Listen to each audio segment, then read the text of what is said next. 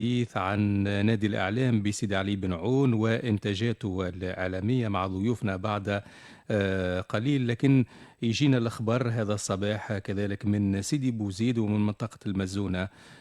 بالتحديد حادث مأساوي تمثل في سقوط سور أحد المعاهد التعليمية على مجموعة من التلاميذ، مما أسفر عن ضحايا. حديث عن وفاة 3 تلاميذ على عين المكان، وإصابة عدد آخرين بجروح متفاوتة الخطورة، وتم نقل المصابين إلى المستشفى المحلي بالمزونة لتلقي الإسعافات. هذا الأخبار اللي جانا وهو خبر صادم في حقيقة الأمر.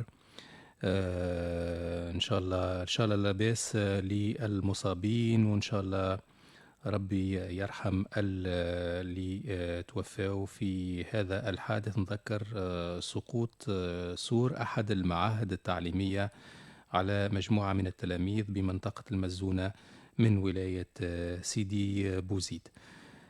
باش نمشي الآن، نبقى في المنطقة ونمشي لسيدي علي بن عون، وضيفتنا حنان القروي منسقة الإعلام، منسقة نادي الإعلام بسيدي علي بن عون. حنان، أهلا وسهلا بك. عسلامة سي محمد، مرحبا بك وكل مستمعي إذاعة سيدة فام والإذاعة الثقافية الوطنية. شكرا لك حنان. قبل ما نقدم المنتوج البودكاست اللي يعني أنتجتوه أنتم في نادي الإعلام بسيدي علي بن عون، احكي لنا على النادي متاعكم، كيفاش تكون وشنو التجربة اللي خذيتوها من هذا المشروع متاع جريدتي. شكرا سي محمد. قبل كل شيء نترحموا على الناس اللي توفوا في الحادث الأليم اليوم بمدينة المزونة، وإن شاء الله نسأل السلامة لبقية المصابين. راديو تلفزيون بن عون وفضاء إعلامي للشباب ومن الشباب. البداية انطلقت بشراكة مع الجزاد.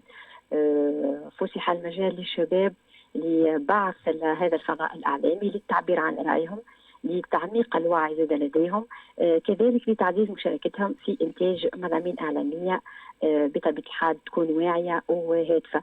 14 أبريل 2021 هي كانت انطلاقة هذا الفضاء بعد تدشين دار الشباب بن عون كمؤسسة جيل ثاني. البداية كانت بخطوات بسيطة. اخترنا انه نبدأ دورات تدريب وتكوين للشباب من خلال التربية على وسائل الإعلام. كذلك حاولنا صناعة محتويات إعلامية هادفة تحترم مقاييس بطبيعة الحال العمل الصحفي، وكانت مواكبات لأحداث محلية جهوية، إعداد حوارات، كذلك إعداد ومضات تحسيسية، حتى نبدأ بشوي دعم مكتسبات رواد هذا الفضاء من جهة، وكذلك أنه نتمنوا النشاط ومفهوم إعلام القرب ودوره اللي نمشيوا ليه في تفعيل دور الشباب في الحياة الاجتماعية. باش نحكيو على مشروع جريدتي، كما حكيت سيدة روعة السالمي مديرة مشاريع في جمعية خط، كيف اللي أكدوا زميلنا نجد الخلفاوي عن الإدارة العامة، العمل على تركيز مصادر إعلامية بالجهات. تقريبا هذا هو الهدف الأسمى احنا نحب عليه. تعرف يا محمد، احنا تو في العالم الرقمي كل شخص هو وسيلة إعلامية باعتباره قادر على العثور على إعلامية وبثها، ولكن في مشروع جريدتي هو بالنسبة لنا احنا محظوظين برشا، لأنه 2021 تكون الانطلاقة نتاعنا، 2022 ننطلقوا في شراكة مع مشروع جريدة في إطار الشراكة بين جمعية خط والإدارة العامة للشباب. مشروع مندمج فيه تحديد الجوانب اللي تعنى بالشباب.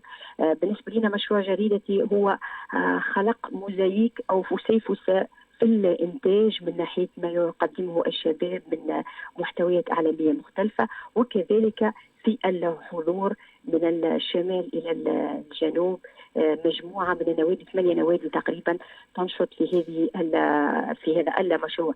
مشروع جريدتي، أو أنا ديما نحب نعبر عليه بالخبر بصناعة شبابية. المشروع انطلق في مرحلة أولى بعملية تدريب وتكوين للشباب في اختصاصات مختلفة للتمكن من أساسيات العمل الصحفي. نحكي على تدريب الشباب في البودكاست، في إعداد الفيديو، الروبورتاج، وكذلك المقال الصحفي. نحكي كذلك على السلامة الرقمية. مشروع جريدتي هو محتوى إعلامي قريب من الناس. مشروع جريدتي بالنسبة لي أنا وبالنسبة للفضاء الإعلامي بنعون هو مشروع متميز وذكي، متميز لما يرسمه من أهداف. فيه دعم مكتسبات أبناء الفضاء الإعلامي، فيه كذلك تطوير صحافة القرب وتعزيز قدرة أبناء الفضاء على إنتاج إعلامي متميز. كذلك هذا المشروع هو متميز ما يقدمه من محتوى تكويني هام ذكي، لأنه في البرمجة، لأنه الناس اللي تسهر على هذا المشروع للوجه التحية أنه في البرمجة تبعوا مسار أكاديمي تكويني متميز جدا، فيه تدريب تكوين، ثم حاليا نصل إلى مرحلة الإنتاج. ذكي زاد في اختيار نوعية الأنشطة محمد، لأنه نجد تربصات، مخيمات، دورات تكوينية، تكوين عن بعد، زيارات ميدانية.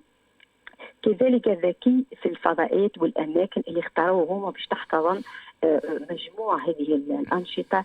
ذكي في المحفزات للشباب من خلال متابعة الأعمال التي ينجزها الشباب، كذلك تشريكهم في مختلف البرامج، وأيضا في مرحلة هامة جدا، لأنه شاب من جربة أو من بنعون يجد نفسه في مواكبة الأيام قرطاج السينمائية. هذا حدث بالنسبة لي هو متميز جدا. نعم.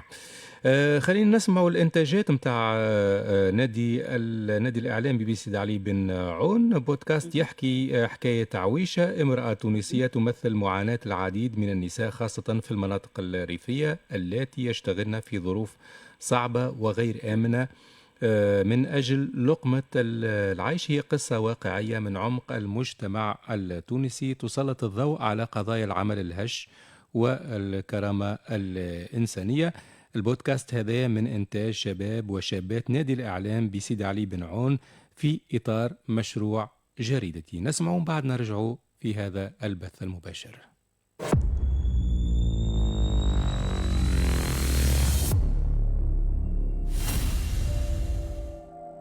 برشا حس وبرشا حركة في الحومة، زعما شتم وانا سارحة شنو اللي صاير في دار الجيران.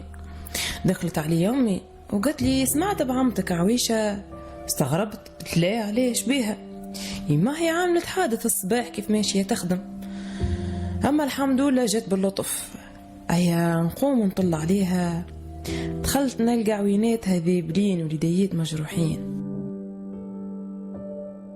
الله ربع متفاهمي، كل واحدة تعمل بها لصاحبتها اللي هي فاقت. تطيب الكسرة وترفسها بالزيت وتعبيها في عندها معون خاص، والبراد والحشيشة والسكر والماء ديما موجودين، والبركية في العناية. ونمشوا نقل كيسة بالواحد كل بيت يعني تخرج منها مرة اثنين الكربة ساعات حتى ب35.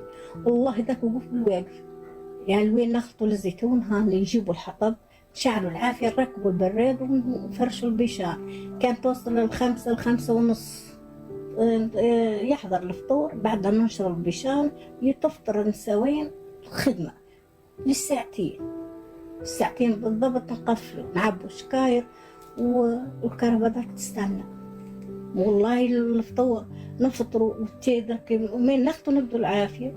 يطيب البراد، كان مفرشنا البيشامة كل مجموعة 4-5 مع بعضهم، 4 و5 مع بعضهم، كل قراب لبعضهم، يعملوا البراريد مع بعضهم ونفطروا. كان طاول البراد نشربوا ثم واحدة يعني حاطين البراد الثاني باش ترجع له ولا الثالث، نحن واش نحبوا نشربوا. وطول للساعتين ما ثماش معاودة الماكلة. مش يمكن اللي يغرسوا في الفلفل والطماطم ذاك عندهم الوقت ينجم يقعدوا وين يحبوا، أما الزيتون لا، مرة واحدة نفطر في الغداء واللي عنده خدمة يطول يشد خدمته، اللي يلقطوا نحطوهم وحدهم يلقطوا، واللي يطلعوا الفوق يطلعوا. كثر البشام باهي يعني ما نسحقوش باش نلقطوا خلاص. لا يجينا للزيتون، وين نخرجوا من الزيتون للنقل حاضر، نركبوا ونروح هكا كذا يهبط كل واحدة في دار. ثم شكون يخدم بالنهار وثم شكون يخدم بالقلبة، كل واحد وكيفاش، كل زيتون ومولاه ايش يقول لنا. اللي خلص بالنهار خلص بالوقت، وبالقلبة هنا حتى بالاسبوع. والله مرات نجو نحن وياها قد هي والمصروف، مرات تجي مروحة تتقضي اللي عندها عائلة تستقضي بهم في نهارها، يعني ما تفضلش 17,000 18,000 شيء، نحن منهم 4,000 ركوب. شوف ما يعني مرات نهار النهار ما يتروحش وحدة حتى بدوره زايد. ليش؟ حتى تاخذ الحليب تاخذ حاجة قضية يكمل. ها وانا الاسبوع اللي فات بركة طفلة مشت لها الكرب على رجلها. المرة الأولى قلت له لا محسوب نسامح وكل شيء، وكي روحت قعدت رجلها توجع فيها، قلت له لا ما يساعدنيش لازم ناخذ حقي. صعيب في الدحاء ما تنجمش مرات كذا البلاصة بعيدة، يعني راك نسويها كلها وقوف. هيك اللي ركبتها وجعتها وكل شيء ما تنجمش حتى تقعمز. ليش؟ على خاطر ذاك يسر مرات 25 تصحى 30 قليل، وتلقى كرب أقل من 20 نافر ما فماش. عندنا 3 ساعة الكراب يهز. يعني يزيدوها في حق الزيتون، هي تولي كي حتى كي تتعب ما تحسش بالتعب. ليش؟ الخاطر تقضي تفضل مصروفها ساعتها ما يرجعش خطرها. خاطر 17,000 تنحي منها 4,000 تبقى 13 ما تجيب حد شيء. 4,000 يكون وش خص. هما الكاتكات ولا سيزي مرات درك حتى طرية، يعني كي تكثر نسوي تتحل بها كل حبين يعني بالحق، وينجموا حتى يمشوا يصوروا ويشوفوا.